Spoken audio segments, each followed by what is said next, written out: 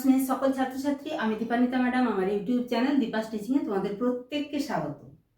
আজকে তোমরা দেখতেই পাচ্ছ ABTA test paper semester 4 higher secondary, এখানে 2025-26 সেশনের জন্য যে এবিটিএ টেস্ট পেপারটি প্রকাশিত হয়েছে, সেই এবিটিএ টেস্ট পেপার শুধু জিওগ্রাফির বলে বলবো না, প্রত্যেকটি সাবজেক্টের জন্য কিভাবে তোমরা সিলেবাস শেষ করবে এবং কিভাবে নিজেকে বারবার করে গুরুত্বপূর্ণ প্রশ্নগুলোর উপর রিভিশন দিতে পারবে, তার জন্য বেশ কিছু ট্রিক্স বা উপায় বলে দেব।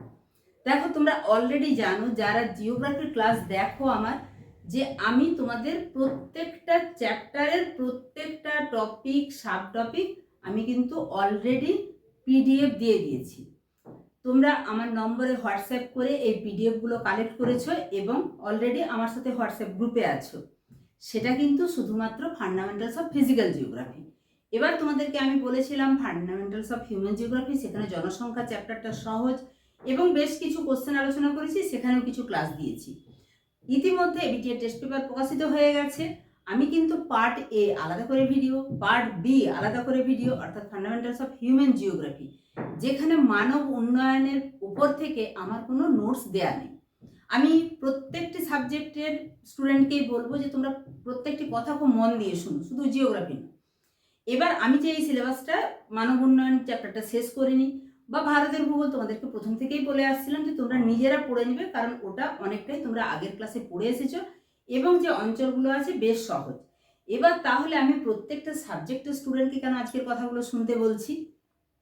দেখো, জিওগ্রাফির ক্লাস আজকে কিন্তু আমি কোনো ক্লাসে পড়াচ্ছি না, বেশ কিছু ইনফরমেশন। সেটা হচ্ছে আমি এবিটিএ টেস্ট পেপারগুলো part A, part B, part C, তোমাদের যেরকম সাবজেক্ট বা অন্যান্য যে সমস্ত সাবজেক্টগুলো আছে সেখানে তোমরা যদি এইভাবে কোশ্চেনগুলো আলোচনা করে নাও বা কোশ্চেনের উত্তরগুলোকে লিখে নাও, আমি যে পার্ট এর ভিডিও দিয়েছি সেখানে কিন্তু তোমাদেরকে উত্তরগুলো লিখতে হচ্ছে না। এর প্রত্যেকটার পিডিএফ দেয়া আছে, তোমরা অলরেডি হয়তো স্ক্যান করে বা জেরক্স করে সেই পিডিএফ থেকে তোমরা নোটসগুলো নিয়ে নিয়েছো। সেখানে একদম কালারফুল হেডিং, সাব হেডিং, তার আন্ডারে আবার যদি কোনো সাব হেডিং থেকে থাকে কালার দিয়ে বোঝানো আছে, সেটা জাস্ট তোমরা জেরক্স করলে সেটা থেকে পড়তে পারবে।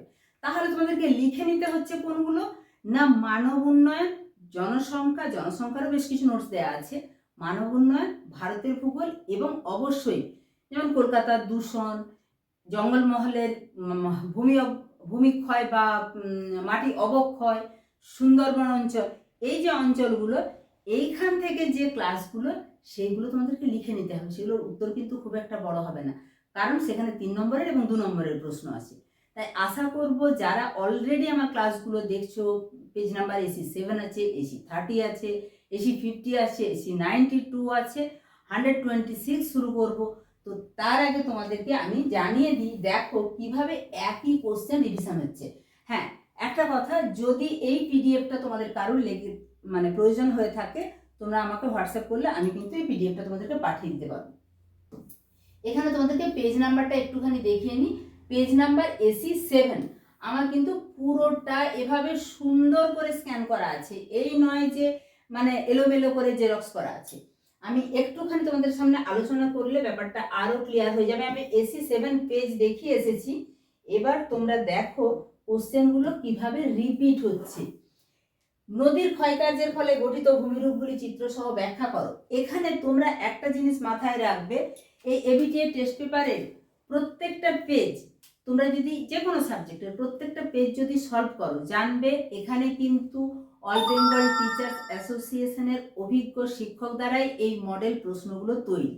মডেল প্রশ্ন কিন্তু যাই হোক করে হয় না, মডেল প্রশ্ন কোনখান থেকে দেয়া হবে, কোনটা চিত্রসহ, কোনটাতে কত নম্বরের, একদম সেটা মেনটেন করে দেওয়া হয়। ফলে অভিজ্ঞ শিক্ষক এবং যারা এই ব্যাপারটার সঙ্গে রীতিমতো যুক্ত আছেন তারাই কোশ্চেনগুলো করেন। ফলে প্রত্যেকটা কোশ্চেন খুব গুরুত্বপূর্ণ, একটা কোশ্চেনও ছাড়বে না। এবার তোমার মনে হতে পারে যে ম্যাডাম কেন এবিটিএ টেস্ট পেপার? তোমরা যে কোনো কোশ্চেনের সেট বা কোশ্চেন পেপার যেগুলো একটু মোটামুটি পপুলার, সেরকম কোনো বই থেকে কিন্তু কোনোটাই ছাড়বে না। প্রত্যেকটা সেট যখনই করতে থাকবে তুমি দেখবে বারবার রিপিট হচ্ছে। এই যে নদীর ক্ষয়কার্যের ফলে গঠিত ভূমিরূপ, এই চ্যাপ্টারটাকে বাদ দেবে না। এই চ্যাপ্টারটা 10 ঘন্টার ক্লাস আছে, মানে অনেক বড় ক্লাস আছে। এবং এখানে তোমাদের সুবিধা, নদীর কাজ, বায়ুর কাজ এবং নদী এবং জলধারার যে মিলিত কাজ, হিমবাহ এবং জলধারার যে মিলিত কাজ, এগুলো অলরেডি টেনে পড়ে এসছো। তাহলে পড়তে হচ্ছে সমুদ্র তরঙ্গের কাজটা একটু এক্সট্রা। এবং এইটা প্লাস ক্ষয়চক্র যদি করো, তোমরা মিলিয়ে দেখে নিবে এই টপিকটা প্লাস ক্ষয়চক্র একটা কোশ্চেন থাকবেই থাকবে, যে কোনো কোশ্চেন সেটে। কত নম্বরের বলছি? 5 নম্বর। তোমাদের 5 নম্বরের কোশ্চেনটা নিয়েই তোমরা চিন্তিত। আরেকটা কথা বলবো, তুমি 3 নম্বরের জন্য রেডি করেছো, ওটা যদি 5 নম্বরে দেখতে পাও, তুমি 5 নম্বরে লিখে আসবে। আর এই চ্যাপ্টারটা কেন বাদ দিতে বারণ করছি না, এখান থেকে প্রচুর 3 নম্বর, এই যে ভূমিরূপগুলো সেগুলো সম্পর্কে টিকা প্রচুর প্রচুর কোশ্চেন আসবে। যাই হোক, 2 নম্বর প্রশ্ন, বিশ্বের বিভিন্ন অংশে জলবায়ুর উপর সমুদ্র স্রোতের প্রভাব ট্রেনে পড়েছো, তার মানে তোমরা পারবে করতে। আমি এখানে সমুদ্র স্রোতের প্রভাব, কোথায় উষ্ণ স্রোত, কোথায় শীতল স্রোত, উষ্ণ স্রোত যেহেতু ব্রিটিশ দ্বীপপুঞ্জের পাশ দিয়ে গেছে, সেখানে আবহাওয়া উষ্ণ থাকে, আমি এখানে বা একই অক্ষাংশে অবস্থিত লাব্রাডর উপকূলে, তার পাশ দিয়ে শীতল লাব্রাডর স্রোত গেছে, সেখানের উপকূলের জলবায়ু যথেষ্ট শীতল এবং বরফ জমে থাকে, আমি এই ব্যাপারগুলো একটু মনে করিয়ে দিতে চাইছি। এগুলো কিন্তু তোমরা পড়ে এসছো। এই পার্টটা শুধুমাত্র ফান্ডামেন্টালস অফ ফিজিক্যাল জিওগ্রাফিতে আছে। আর এই যে 3 নম্বরের দুটো কোশ্চেন আর 2 নম্বরের দুটো কোশ্চেন, এটা তোমরা ফান্ডামেন্টালস অফ হিউম্যান জিওগ্রাফি অর্থাৎ জনসংখ্যা এবং মানব উন্নয়ন এবং ভারতের ভূগোল দুটো থেকেই পাবে। এবারে যে কোনো দুটি প্রশ্নের উত্তর দাও। ভূত্বকীয় পাতগুলির সঞ্চালন কিভাবে ঘটে ব্যাখ্যা করো। ক্লাস 8 থেকে পড়ে আসছো, আমি এখানে আলোচনা করছি না, আমি শুধু রিপিটেশন দেখাবো। নদীর পুনর্যৌবন লাভের পদ্ধতি, এখানে পুনর্যৌবন লাভ, ইউস্ট্যাটিক বা পুনর্যৌবন লাভ, স্থিতিশীল, গতিশীল, ইউস্ট্যাটিক, সবগুলোই কিন্তু ভালো করে পড়বে। ক্রান্তীয় ঘূর্ণবাদ, নাতিশীতোষ্ণ ঘূর্ণবাদের 3টি পার্থক্য। দেখো, তোমরা যদি একটু টেনে ভালো করে পড়ে আসতে পারো, কিন্তু টেনে পড়ে এসছো। জীববৈচিত্র্য ধ্বংসের ক্ষেত্রে মানুষের ভূমিকা, এই 4টে কোশ্চেন। মানুষ তো গাছপালা, পশু পাখি, মানে সবাইকে, মানুষ পৃথিবীকে তার নিজের করায়ত্ত করতে চাইছে। ফলে আমি কোশ্চেনটা ডিটেলস আলোচনা করছি না, আমি দেখো কত সহজ প্রশ্ন, এখান থেকে কিন্তু দুটো প্রশ্ন লিখতে হবে। এইখানে 2 নম্বরে যার সংজ্ঞাটুকু লিখতে হবে। মধ্য সামুদ্রিক শৈলশিরা কাকে বলে? ক্ষয়ের শেষ সীমা বলতে কি বোঝো? ক্ষয়ের শেষ সীমা যদি শুধু লিখো যে সমুদ্র পৃষ্ঠ, যেখানে নদীর ক্ষয় কাজ করার শেষ সীমা, এইটুকু লিখলে তুমি কিন্তু 2 নম্বর পাবে। এএম জলবায়ুটা অবশ্যই করবে, কারণ এএম জলবায়ুটা মৌসুমী। আমি একটু চেষ্টা করব তোমাদেরকে কোপেনের জলবায়ু শ্রেণীবিভাগটা ভালো করে দিয়ে দেওয়ার, কারণ কোপেনের জলবায়ু শ্রেণীবিভাগ নিয়ে তোমাদের মনে অনেক কোয়ারিজ থাকছে এবং তোমরা ওই কোশ্চেনটাকে এড়িয়ে যেতে চাইছো। একদমই এড়াবে না, ওখান থেকে 2 নম্বরের বা 3 নম্বরের কোশ্চেন কিন্তু থাকবে, কারণ কোপেনের জলবায়ু শ্রেণীবিভাগটা ভীষণ একটা ভাইটাল গুরুত্বপূর্ণ জিনিস, যেটা অনার্স থেকে তোমাদের এইচএস এ নামিয়ে নিয়ে আসা হয়েছে। আলফা বৈচিত্র্য কাকে বলে? আলফা বৈচিত্র্য, বিটা বৈচিত্র্য, গামা বৈচিত্র্য, সমস্ত কিছু আলোচনা করা হয়েছে। এবার মানবীয় ভূগোলে যাব। গ্রামীণ জনসংখ্যার উপর প্রব্রজনের প্রভাব আলোচনা করো। জনবিবর্তন মডেলের দ্বিতীয় তৃতীয় পর্যায়ে, খুব গুরুত্বপূর্ণ প্রশ্ন। জনবিবর্তন, থমসনের যে জনবিবর্তন মডেল, তার প্রথম পর্যায়ে তো জন্মহারও নিয়ন্ত্রণ নেই, মৃত্যুহারও নিয়ন্ত্রণ নেই, কিন্তু দ্বিতীয় পর্যায় থেকে জন্মহার নিয়ন্ত্রিত হয়েছে, মৃত্যুহার নিয়ন্ত্রিত হয়েছে। এই যে দ্বিতীয় পর্যায়ে, তৃতীয় পর্যায়ে আরো উন্নত, সেখানে জন্মহার কমে আসছে এবং মৃত্যুহারও চিকিৎসা ব্যবস্থার উন্নতির সাথে সাথে হ্রাস পাচ্ছে, ফলে একটা স্থিতিশীল অবস্থায় আসছে। মানব উন্নয়নের সূচক নির্ধারণে বিভিন্ন গোল পোস্টগুলি, তোমাদেরকে আমার আর কিচ্ছু বলার নেই, আমি যেখানে প্রত্যেকটা পার্ট আলোচনা করছি সেখানে তোমরা এই যে 2 নম্বরের প্রশ্নগুলি, এটি অবশ্যই, এখানে কিন্তু এবিটিএ টেস্ট পেপারে একটা জিনিস ভুল করেছে, এটা 3 দুগুণে 6 হবে, এটা প্রত্যেকটা পেজেই দেখলাম। এই 3 নম্বরের প্রশ্নগুলি এবং 2 নম্বরের প্রশ্নগুলি, জনাধিক্য কাকে বলে, নারী সাক্ষরতা এবং জনসংখ্যা বৃদ্ধির মধ্যে সম্পর্ক কি, দারিদ্রতা বলতে কি বুঝো, কল্যাণকামী পদ্ধতি বলতে কি বুঝো, এইগুলো তো 2 নম্বরের মতো জাস্ট ছোট ছোট করে আমি ডায়েরিতে লিখেছি, তোমাদের স্ক্রিন রেকর্ডিং করে দিয়েছি, অবশ্যই লিখে নিবে বলছি। তোমরা আগে পিডিএফ চেয়েছিলে, পিডিএফটা তোমাদের পড়া হোক আর নাই হোক, তুমি যখনই আমার এই কথাগুলো শুনছো প্লাস মানে রেকর্ডিংটা যখন শুনছো প্লাস একবার লিখে নিচ্ছ, তুমি জানছো যে 10 বার পড়ার সমান হয়ে যাচ্ছে। ফলে অবশ্যই লিখতে ভুল করো না, কারণ এই পোর্শনটা আমি কিন্তু তোমাদেরকে নোটস সমস্ত দিতে পারিনি। এবার এখানে তোমাদের কোনো সমস্যা হবে না। ভারতে খাদ্য প্রক্রিয়াকরণ, যদিও এই শিল্পটা তোমরা এই প্রথম দেখছো, তবুও খাদ্য প্রক্রিয়াকরণ শিল্প আমরা সবাই জানি, খাদ্যকে প্যাকেটজাত করা বা খাদ্যকে সংরক্ষণ করা, এই সমস্ত ব্যাপারগুলো এর সাথে জড়িত। হিমালয় অঞ্চলে বিক্ষিপ্ত বসতি গড়ে ওঠার কারণ বানিয়ে লিখতে পারবে, সেখানে যোগাযোগ ব্যবস্থা, আমরা এখান থেকে বাসে করে ট্রেনে করে খুব সহজে 2 ঘন্টার মধ্যে 50 কিলোমিটার রাস্তা 60 কিলোমিটার রাস্তা পৌঁছে যাব। কিন্তু পার্বত্য অঞ্চলে সেই রাস্তা সীমিত, জ্যাম ধস লেগেই আছে। তাছাড়া পাহাড়ের ঢালে ঢালে যে ঘরগুলো গড়ে উঠেছে, একটা বাড়িতে থেকে আরেকটা বাড়ি তুমি না পারবে সাইকেল, না পারবে রিক্সা ইউজ করতে, তো স্বাভাবিক সেখানে জনসংখ্যা কি করে বেশি হবে। মোটামুটি ওই প্রতিকূলতার সাথে লড়াই করে করে যেটুকু জনবসতি গড়ে ওঠে। পশ্চিমবঙ্গে আর্সেনিক দূষণ ক্রমশ বৃদ্ধি পাওয়া, এটাও সে অঞ্চলের কোশ্চেন বলছিলাম। ভারতের গাড়ি শিল্পের উন্নতির কারণগুলি আলোচনা করো। তোমরা তো বলেই দিয়েছো যে শিল্পের উন্নতির কারণ আমরা বানিয়ে বানিয়ে লিখে দিতে পারবো। আশা করছি তোমরা এখান থেকে দুটো কোশ্চেন করে নিতে পারবে। এবারে চলে যাব কলকাতা শিল্পাঞ্চলের কাগজ শিল্পের উন্নতির যে কোনো দুটি কারণ, 2 নম্বরের মতো দুটি কারণ শুধু উল্লেখ করে দেবে, তাতেই 2 নম্বর পাবে। ভারতের সুস্থায়ী কৃষিকার্যের ক্ষেত্রে দুটি সমস্যা উল্লেখ করো। বন্যপ্রাণী করিডোর কাকে বলে? পশ্চিমবঙ্গের জঙ্গলমহল অঞ্চলে ভূমিক্ষয় অবক্ষয়ের দুটি কারণ উল্লেখ করো। আমি কিন্তু আবারও বলছি, এগুলো রাইতে লিখে দিয়েছি। এইরকম করতে করতে আমার কিন্তু অনেকগুলো পেজ এগিয়ে গেছে। যারা চ্যানেলে নতুন অবশ্যই চ্যানেলটা সাবস্ক্রাইব করে রাখবে এবং পরবর্তী নোটিফিকেশনের জন্য অবশ্যই ওয়েট করবে। না হলে চ্যানেল ভিজিট করে হলেও তোমরা ক্লাসগুলো দেখবে।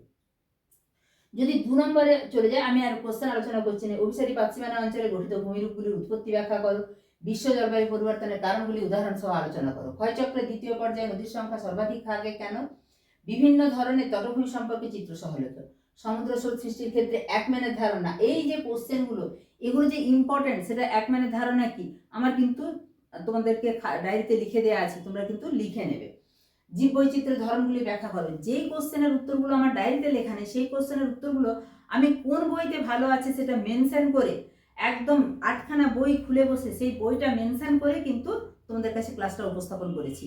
ফলে আমি যেটা বলে যাচ্ছি, অর্থাৎ একদম যে বইটা থেকে তো হুবহু লিখতে গেলে অনেক হয়ে যাবে, আমি কিন্তু যেই পোর্শনটুকু লিখতে হবে সেই পোর্শনটুকু উচ্চারণ করে যাচ্ছি বা বলে যাচ্ছি, তোমরা অবশ্যই লিখে নেবে। চলে যাবো এখানে 2 নম্বরের প্রশ্নে, সমুদ্র বক্ষের বিস্তৃতির প্রমাণ হিসেবে পরিষ্কারের ভূমিকা কি? এনসেলবার্জ কাকে বলে? নিকবিন্দু কাকে বলে? জীববৈচিত্র্যের হটস্পট কাকে বলে? পার্ট বি তে জনসংখ্যা নিয়ন্ত্রণে ম্যালথাসের প্রতিরোধমূলক ব্যবস্থা এবং ইতিবাচক ব্যবস্থার মধ্যে পার্থক্য। একদম বইয়ে ওই অংশটুকু দেখিয়ে দেওয়া আছে। জনকীর্ণতার বৈশিষ্ট্যগুলি আলোচনা করো। কোন দেশের অর্থনৈতিক উন্নয়নের সূচকগুলি সংক্ষেপে ব্যাখ্যা করো। দারিদ্রতার সূচকগুলি সংক্ষেপে ব্যাখ্যা করো। অভিবাসন কাকে বলে? জনসংখ্যার লভ্যাংশ কাকে বলে? এই প্রশ্নে 2 নম্বরের প্রশ্নের উত্তর ডায়েরিতে লিখে দিয়েছি, অবশ্যই লিখে নিবে। ভারতের লৌহ ইস্পাত শিল্পে ছোটনাগপুরে কেন্দ্রীভূত হয়েছে কেন? তোমাদের একটু বলার কিছু নেই, তোমরা অবশ্যই পারবে, টেনে পড়ে এসছে। ভারতের তথ্য প্রযুক্তি শিল্পের উন্নতির কারণগুলি আলোচনা করো। ভারতের গ্রাম ও পৌর অঞ্চলে ভূমি ব্যবহারের মধ্যে পার্থক্য আলোচনা করো। গঙ্গা নদীর জলের গুণগত অবনমনের প্রভাবগুলি আলোচনা করো। 2 নম্বরের প্রশ্ন, পূর্ব ভারতের 2টি পেট্রোরসায়ন শিল্প কেন্দ্রের নাম লেখো। স্থিতিশীল উন্নয়নের ক্ষেত্রে ভারতের 2টি সাফল্য উল্লেখ করো। কলকাতা অঞ্চলের বায়ু গুণগত মাত্রা উন্নতির জন্য 2টি উপায় উল্লেখ করো। সুন্দরবন অঞ্চলে বন্যপ্রাণী সুরক্ষার জন্য গৃহীত 2টি ব্যবস্থা উল্লেখ করো। এরকম ভাবে পরের যে পেজ, অর্থাৎ এখানে আমি তোমাদেরকে পেজ নাম্বারটা দেখিয়ে দিচ্ছি, AC 31 হয়ে গেল। প্রত্যেকটা জিওগ্রাফি পেজ আমি এক এক করে আলোচনা করে গেছি। এই পিডিএফটা যদি কারোর দরকার হয় অবশ্যই কমেন্ট করো, আমি কিন্তু এই পিডিএফ এর লিংক পাঠিয়ে দেবো। আবার একটা জিওগ্রাফির পেজ, এখান থেকে শুরু হচ্ছে। নদীর পূরণ যৌগ লাভের ফলে গঠিত ভূমিচিত্র সহ ব্যাখ্যা করো। নাতিশীতোষ্ণ ঘূর্ণবাতের উৎপত্তি ও গঠন চিত্র সহ ব্যাখ্যা করো।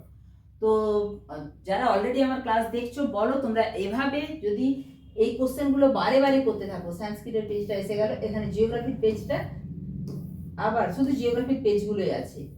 অবশ্যই কমেন্ট করো, তোমাদের প্রত্যেকের কমেন্ট আমি দেখি, উত্তর দিই, তোমাদের কোয়ারিজ মতো আমি ক্লাস উপস্থাপন করার চেষ্টা করি। ঠিক আছে? অবশ্যই চ্যানেলে নতুন হলে সাবস্ক্রাইব করে রাখবে। আর যদি তোমাদের কোনো কিছু নোটসের প্রয়োজন হয় আমাকে আলাদা করে বলবে।